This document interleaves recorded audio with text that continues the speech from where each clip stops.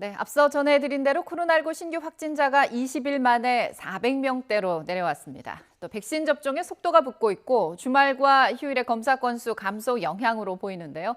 김윤 서울대 의대 교수와 코로나19 또 백신 상황 정리해 보도록 하겠습니다. 안녕하십니까? 안녕하십니까? 네. 20일 만에 다시 이제 400명대, 후반이긴 하지만 400명대로 내려왔습니다. 거리 두기가 지금 2.5 단계를 여전히 벗어나지 못하고 있는 그런 분위기예요. 네. 하지만 어쨌든 조금 확진자 수가 떨어진 거는 반가운 것 같은데 전반적으로 이번 추이를 어떻게 평가해야 될까요? 예, 400명대로 내려온 거는 뭐 주말 효과나 일일 변동의 영향일 거라고 생각하고요. 예. 그렇지만 이제 최근 한 달간 그 코로나19 확진자 수의 일변 평균을 보면 대개 한 600명대 초반에서 500명대 후반을 네. 왔다 갔다 하고 있는 네. 상황이고 최근에는 약간 떨어지는 추세입니다. 그래서 네. 안정세, 조금 낙관적으로 얘기하면 하향 안정세 정도라고 하향 안정세. 이야기할 수 있을 것 같습니다. 네. 조금 낙관적으로 하향 안정세로 접어든 거 아니냐는 평가를 해주셨습니다. 정말 그렇게 됐으면 좋겠는데요. 이제 지금 보면 그럼에도 불구하고 우려되는 부분들이 조금씩 보여요. 가족, 지인 간, 또 동호회 이런 뿐만 아니라 지금 대구에서 시작된 이 유흥업소를 고리로 한 집단 감염이 계속 이어지고 있는 거거든요. 네. 아무래도 방역에 대한 어떤 경계감 이런 것들이 좀 느슨해진 탓인 것 같아요. 아무래도 이제 사회적 거리두기를 완화하고 다중이용 시설이 늘어나면서 네. 다중이용 시설에서의 감염이 늘어나는 건 어쩔 수 없는 일인 것 같습니다. 네. 근데 그게 우리의 일상을 일부 이제 부분적으로 회복하는 것이기도 하고요. 물론 네. 뭐 노래방이나 술집에 꼭 이런 상황에서 가야 되겠느냐라는 네. 좀 비판적인 목소리가 있긴 하지만요. 네. 근데 이제 중요한 것은 우리가 뭘 할 수 있느냐의 관점에서 보면 다중이용 시설에서의 감염이 일어나는 건 어쩔 수 없더라도 예. 그 감염이 대규모 감염으로 발전하지 않도록 하는 게 중요하고 네. 그것은 이제 초기에 역학조사를 잘 하고 접촉자를 잘 격리하면 이게 네. 소규모 감염으로 막을 수 있는데 이제 대구 네. 사례처럼 뭐 200명, 250명 가까이 되는 대규모 감염으로 발전하는 것은 네. 아무래도 뭐 여러 가지 그 사정이 있긴 했겠으나 네. 당국의 초기 역학조사나 접촉자 격리가 좀 아쉬운 부분이 있었을 가능성이 높다고 판단이 됩니다. 그래서 네. 이제 국민들은 방역 수칙을 잘 지키고 이제 가능한 한 감염 위험이 있는 그런 활동을 자제하는 게 중요하겠지만 네. 당국 입장에서도 이런 감염이 발생하더라도 이게 N차 감염, 대규모 감염으로 확산되지 않도록 하기 위한 네. 뭐 철저한 조치들 이런 게 중요할 것 같습니다. 네. 말씀하신 것처럼 이 당국의 어떻게 보면 추적 관리 이런 것들이 좀 어렵지 않을까요? 각종 소모임, 동호회 이런 것 등에 더해서 지금 말씀하신 것처럼 대규모 이제 그 유행으로 번질 여지가 있었던 유흥시설 관련 집단 감염 네네. 이 문제를 네. 어떻게 하든 좀 막을 수 있는 그런 네. 그러나 자칫하면 확산할 수 있는 그러한 국면이 지금 이어지고 있는 것도 현실인 것 같습니다. 특히 관광객이 지금 부쩍 늘어난 제주도 상황이 심각해지고 있어요. 결국은 이제 내일부터 제주도가 거리두기 단계를 높이기로 했죠. 네네. 이게 그 5월 초에 그 대학 운동부에서 시작된 집단 감염이 네. 이제 뭐 노래방이나 다른 다중이용 시설로 확산되면서 네. 이게 이제 그 전파의 고리를 성공적으로 끊지 못한 이제 사례인 것 같습니다. 그래서 네. 이제 최근 그 일평균 확진자 수가 뭐 12명, 13명대를 오르락내리락 하고 있고 네. 이제 전국 평균에 비해서도 약간 높은 수준의 상황에 오르고 있어서 네. 이제 제주도가 불가피하게 이제 사회적 거리두기 단계를 2단계로 격상하기로 한 것으로 보입니다. 예. 근데 이 역시 이제 앞서 말씀드린 것처럼 초기에 그 대학 운동부발 감염을 잘 관리했으면 조금 상황이 달랐지 않았겠느냐라는 생각 그리고 이제 최근에 그 부산에서 한 이제 보건소 근무하는 간호사가 네. 약간 그 유명을 달리한 일이 있었지 않았습니까? 예, 이제 이런 그랬죠. 일들과 겹쳐서 생각하면 그 일선 방역 인력을 좀 보강해야 우리가 앞으로도 좀 상당 기간 이런 그 집단 감염이 이어질 거로 예상이 되는데 현장 인력의 과중한 업무 부담도 덜어주고 방역과 초기 역학 조치도 좀 철저히 해서 네. 집단 감염이 대규모 감염으로 확산되는 걸 막을 수 있지 않을까 싶습니다. 초기에 이런 역학조사나 방역 인력 현장에서의 방역 인력을 조금 보강을 해주면 좀 네. 역학조사나 이런 것들이 네. 좀 수월해질 수 있고 초기에 차단할 수 있지 않을까 하는 의견까지 네. 주셨습니다. 상황이 좀 이런데 어쨌든 7월부터는 새로운 거리두기 개편안이 지금 나올 예정이거든요. 지금보다 방역 조치가 더 완화될 텐데 네, 그렇습니다. 그렇다면 대규모 또 확산이 되는 건 아닐까 하는 일부에서는 우려도 있는 것도 사실이거든요. 네, 예, 그렇습니다.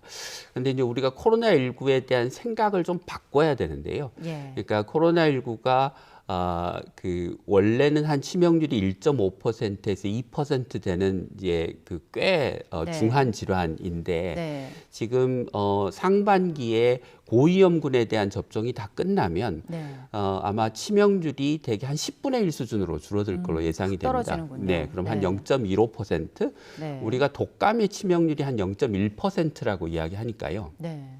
굉장히 독감에 가까운 이제 감염으로 백신 접종이 고위험군에 대해서 종료되면 이제 그런 질환으로 변화하게 됩니다. 그러면 이제 앞으로 우리가 일상을 회복한다고 하는 의미에서 네. 확진자 수는 좀 늘어나더라도 사실은 치명률의 관점에서 보면 그렇게 심각한 상황이 아닌 예를 들면 7월 달에 확진자 수가 500명이다라고 네. 하면 그 이전 숫자로 치면 이게 50명에 해당하는 확진자 수 규모의 중증 환자가 발생한다고 생각하셔야 되기 때문에 그렇군요. 예, 확진자 수에 대한 어떤 민감도를 좀 예를 들면 500명 별거 아니야 이렇게 생각하셔야 될 것 같습니다. 그래야 우리가 백신 접종을 한 효과를 누리고 일상으로의 회복이 가능하다고 생각하고요. 네.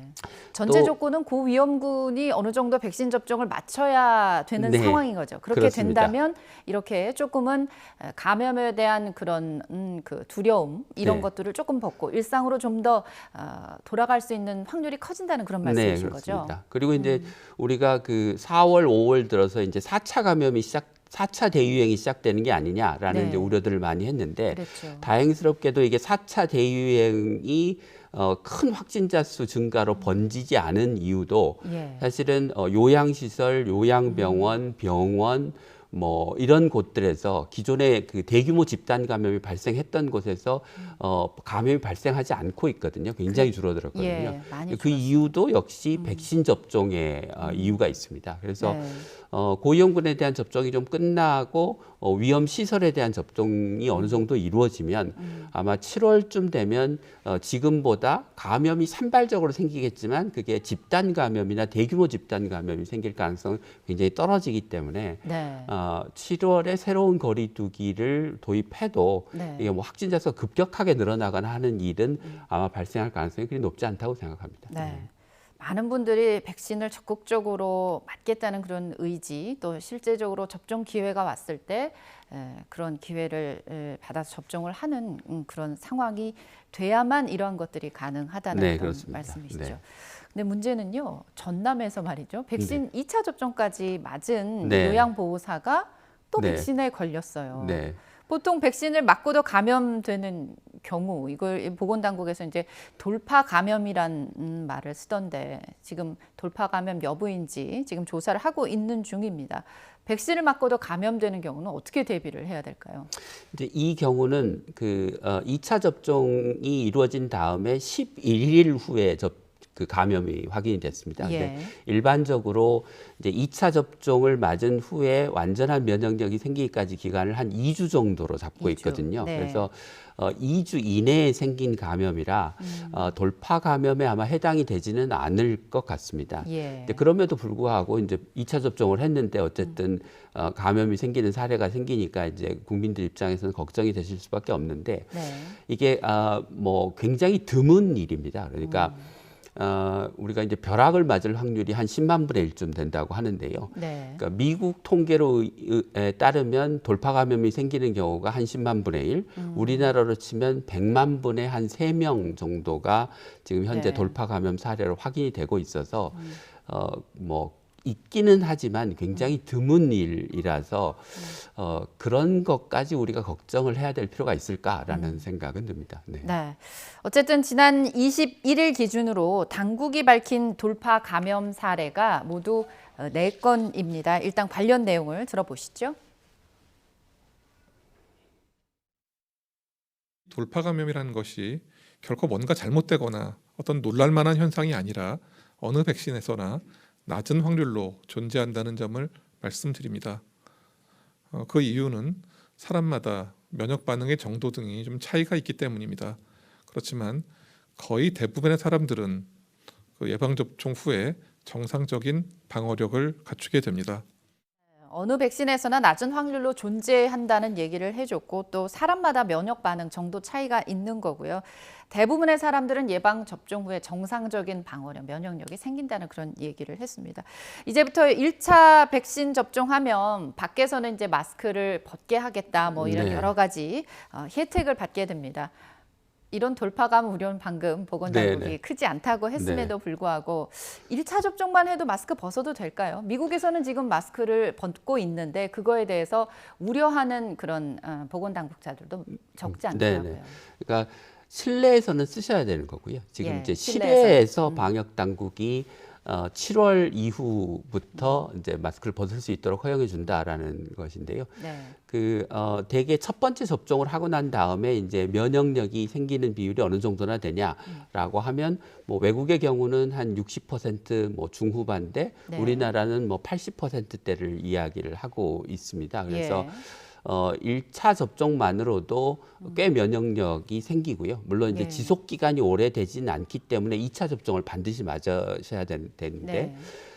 그리고 이제 실내와 실외의 그 코로나19의 감염 위험을 비교해 보면 실내에 비해서 실외가 한 20분의 1 정도 감염 위험이 낮습니다. 예. 이제 그런 점을 고려하면 실외에서 1차 접종 이후에 마스크를 벗도록 허용해 주는 게 뭐 감염을 크게 늘릴 가능성은 그리 없어 보인다라고 네. 생각이 됩니다. 네. 네.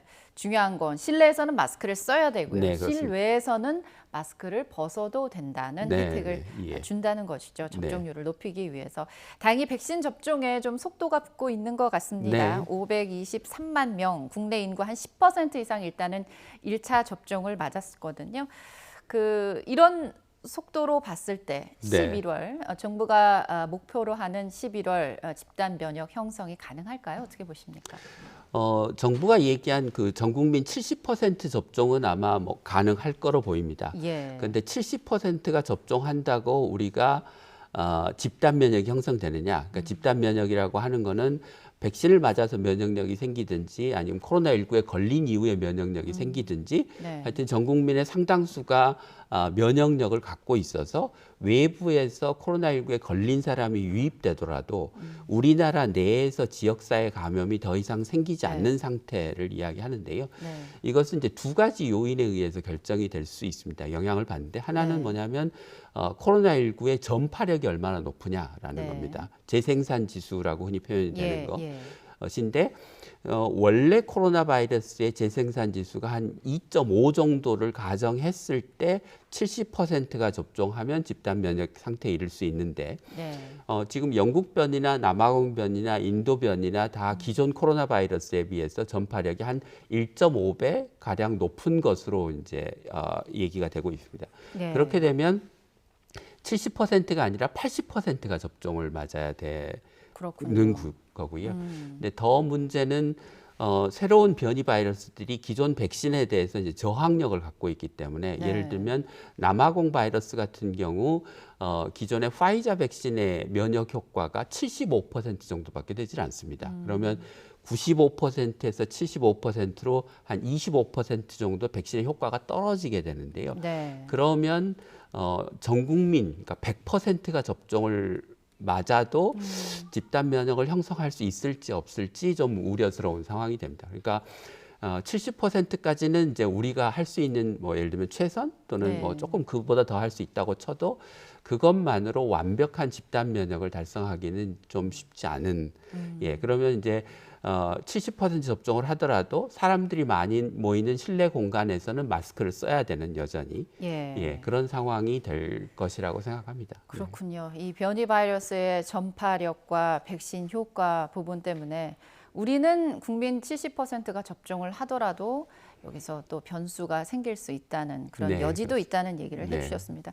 최근에 이 잔여 백신을 찾는 분들이 많이 늘고 있습니다. 네. 제 주변에도 네. 그렇고요. 다만 이제 갑자기 순서가 돌아가는 만큼 2차 접종을 하는데 좀 문제는 없을지 네. 그것들을 또 걱정하게 되더라고요. 네. 그러니까 지금 잔여 백신을 접종하시면 이게 이제 아스트라제네카 백신이기 때문에 네. 대개 이제 11주 이후에 2차 접종을 하게 되는데요. 네. 그러면 그게 8월 중순이나 9월쯤이 될 것 같습니다. 네. 네. 그래서 이제 3분기에 백신 공급 물량이 어떻게 되느냐에 따라서 이제 네. 영향을 받는데 뭐 그 정확하게 예측하기는 어렵지만 네. 지금 이제 미국이 대부분의 접종이 끝나고 유럽도 접종이 끝나는 상황이 3분기 상황이 돼서 예. 3분기에는 백신 공급 물량이 그렇게 어려움을 겪지 않을 것으로 예상을 하고 있습니다. 그래서 네. 3분기 백신 공급 상황에 따라 다르긴 하겠지만 큰 어려움은 없을 것 같습니다. 그렇군요. 3분기에는 백신 공급에 큰 어려움이 없을 것으로 지금 보고 계십니다. 하나만 더 여쭤보죠. 지금 네. 나라 밖 상황도 굉장히 네. 여러 가지로 아시아권에 복잡합니다. 특히나 이제 일본 도쿄올림픽이 7월 23일로 예정이 돼 있는데 지금 강행하겠다는 것이 IOC와 또 일본 정부의 강력한 입장입니다. 긴급 사태까지 지금 일본 정부는 연장하고 있는 상황에서도 계속 열겠다는 건데 방역 전문가의 관점에서만 보셨을 때 네. 열려야 될까요? 열릴 수 있나요?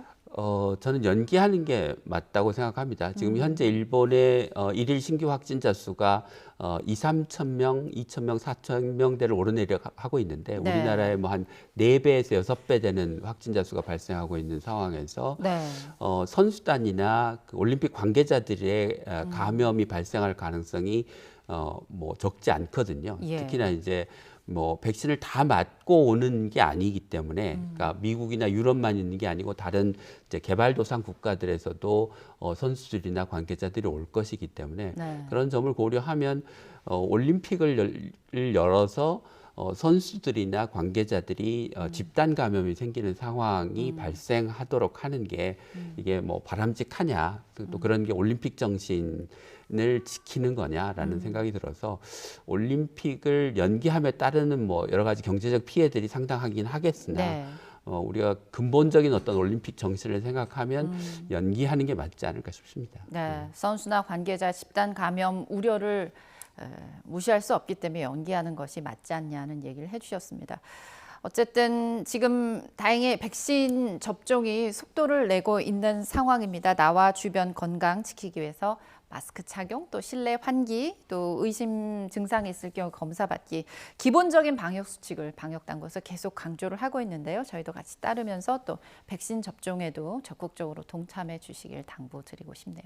김윤 서울의대 교수와 함께 얘기 나눠봤습니다. 오늘 말씀 고맙습니다.